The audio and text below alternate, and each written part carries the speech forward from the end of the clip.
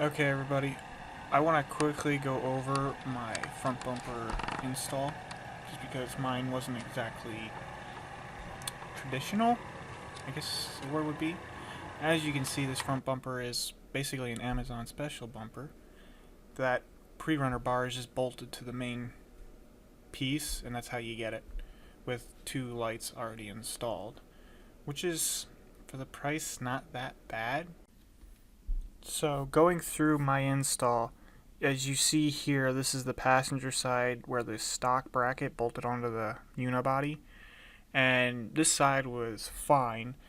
My problem is, as you see here on the driver's side, the person before me hit something and it folded the unibody in right up to the steering box, 3 bolts, as you see there. And I can't put a front bumper on this until I had this fixed. So you can see how much it folded in right up to the steering box. There was nothing I could really do with means of tools that I had. So I had it go to a frame shop, and they pulled this out to what you see here decently enough to where I can bolt something back on here. But as you see, it's pretty weak now because it's all wrinkled, folded because of the folding in, and it's just, to me, I didn't like how badly it was wrinkled because of the whatever he hit. So these pictures are just what happened after the body shop pulled that out straight as good as they can get it to where I can bolt something on. As you can see, it looks pretty factory, but again, because you can never go back to where it was weak on this side, which I decided to go with these. These are custom bumper brackets for building your own bumper, but I used them as reinforcement plates on the unibody for the bumper. As you see the line, that's where I cut them, so I can just use them as reinforcement plates. I still have them plates in my garage for whatever else I can use them for. I'll put a link in the description for where you can get them. I believe it was $50 for both of them, so it's not terribly bad. It was just a peace of mind to strengthen the front end. So here is the reinforcement plate that's painted with the bumper bracket onto the Jeep, just for mock-up. FYI, that bumper bracket is actually on backwards. The L is supposed to go in towards the center of the vehicle. Again, here's another angle of the mock-up with some bolts into the plate to hold it onto there. So this picture is with the horn bracket cut severely and everything bolted on together. This is like one of the final pictures I took. But as you can see, after the bumper bracket of the 3 quote-unquote stock bolts, we have the 2 giant 15/16 I believe bolts that go into pre-holes that are already in the frame rail and bolted them together, and then you have the one smaller one behind that. So from the previous picture, these are the 2 15/16 bolts and the spacers that I have to bolt that plate, reinforcement plate, onto the frame rail.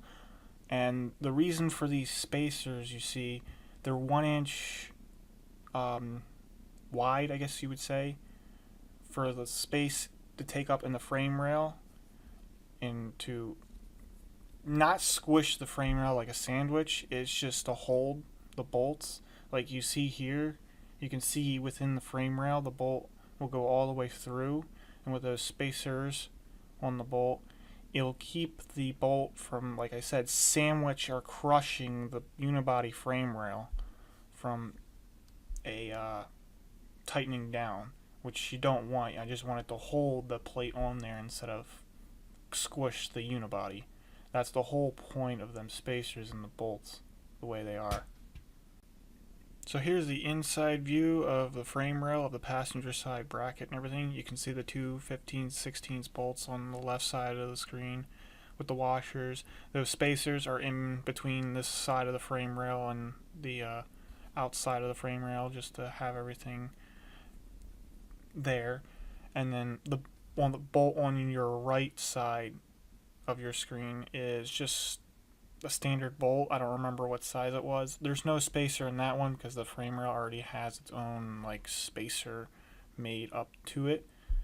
It's part of the unibody and the way it was designed, so I just ran with it and used it.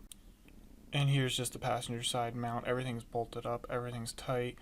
I didn't put any torque settings on any of these bolts because I don't find a reason to. I just tighten them good and tight.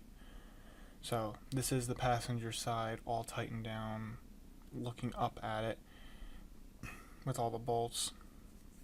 And then the driver's side, same thing, all tightened down. Again, I don't torque them to anything other than tight.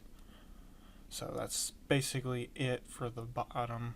Or yeah, well, this is where you're looking up from the bottom to the top of it. But that's the mount. Here's the driver's side structure plate, or the reinforcement plate, with 3 new bolts for the steering box, and then the 1 bolt behind it that makes an added reinforcement because the plate is not welded on there. Eventually maybe I will. And then this is the back side of the steering box. You got the bolt right at the back of the steering box that you saw there, and all the new bolts there. Everything is tight. I don't torque them to anything again. I just tighten them down to when they stop. Pretty much it. And then this is just the engine bay. You see that white wire that goes up all the way across the engine bay? That's for those lights that I have on there. Maybe I'll make a wiring video later down the road, but it's just a simple lighting circuit they give you, and it's very easy to hook up. And then this is the final view of the whole thing. Everything's tightened down. This was the final like setup, and it looks pretty good and decent, and I don't mind it for what it is. I will eventually get a winch for this thing, but right now I'm just not gonna bother. And then here's some pictures of it outside. Yeah, these pictures are just the final product. These pictures were taken a little bit late last year, and this is just, yeah, just pictures of it, of what it looks like right now. That's more of the most recent one. I put a I think that was a 50-inch light bar on the front there on top of the pre-runner bar. Tell you what, that thing's bright for $50 off of Amazon.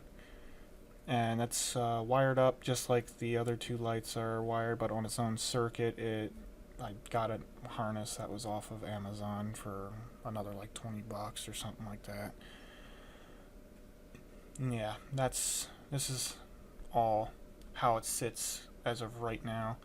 I've been driving this thing for the past month or 2. So here's what everything basically looks like. It's done.